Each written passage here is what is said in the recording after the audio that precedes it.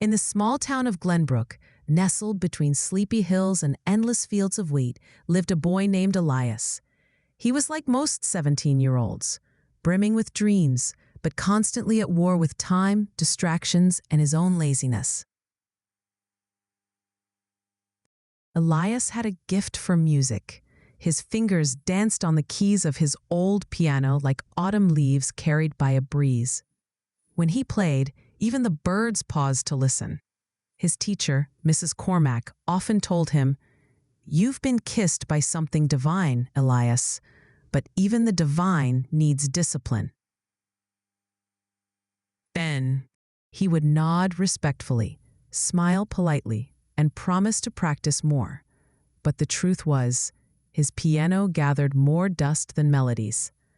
Hours were lost to scrolling through his phone, hanging out with friends, or simply lying on his bed, staring at the ceiling, dreaming of packed concert halls and thunderous applause. Then one day, a quote appeared scribbled on the whiteboard of his classroom. "Everyone must choose one of two pains, the pain of discipline or the pain of regret."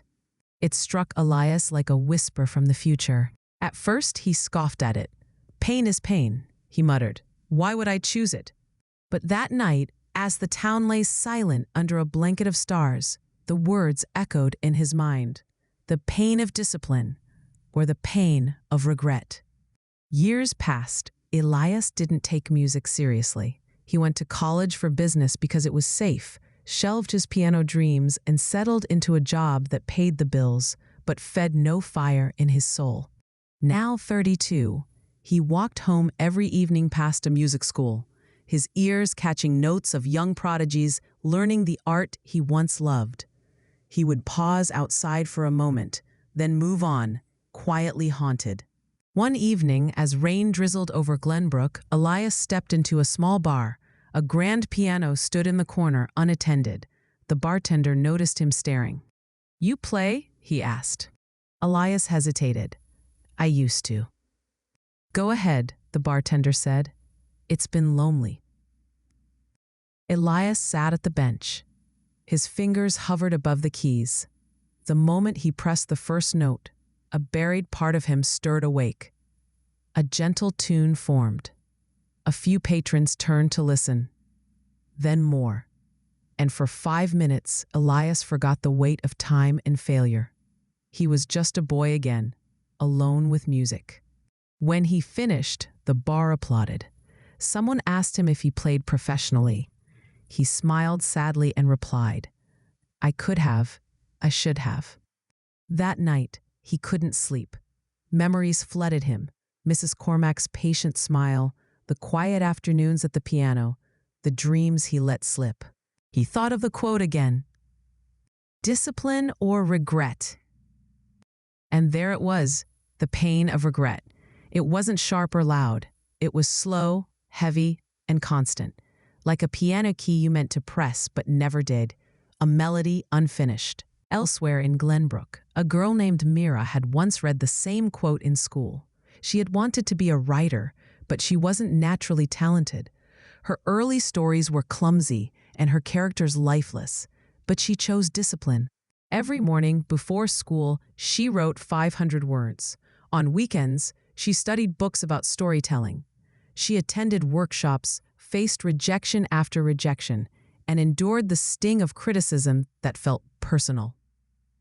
It was hard, lonely even. Friends called her obsessed, but she kept going. 10 years later, her debut novel sat atop the bestseller list. People called her an overnight success. She laughed at that because she knew the truth. She chose the pain of discipline so she'd never have to chase the pain of regret. Elias read Mira's book. It moved him deeply. He looked her up and saw a familiar face. Mira had been in his high school, quiet girl, always scribbling. The next day, he sat at his piano. He didn't scroll through his phone. He didn't lie on his bed. He practiced. Just 15 minutes, then 30, then an hour. He created a new rule for himself. Play every day, no excuses. Some days he was tired. Some days it felt pointless, but he played anyway. because he had already met regret. He knew what it cost. He started uploading short piano covers online. Slowly, people noticed. A local coffee shop asked him to play on weekends. Then a festival reached out. He wasn't chasing fame anymore. He just didn't want to regret not trying again. One rainy evening, he received an email. "Dear Elias, I came across your piano cover of Wanderer's Lullaby. It was stunning. You probably don't remember me, but we went to Glenbrook High. I'm Mira. I'd love to collaborate. I have a short film coming up and your music would be perfect.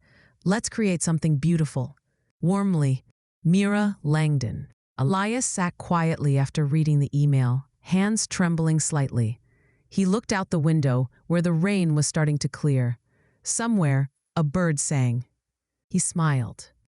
He had once chosen regret, but now he was choosing discipline. And it was painful, yes, but it was a pain that gave back. It shaped him, strengthened him, freed him. Moral of the story?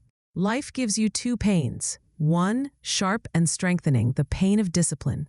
One, dull and dragging, the pain of regret. You don't get to avoid both, but you get to choose which one you carry.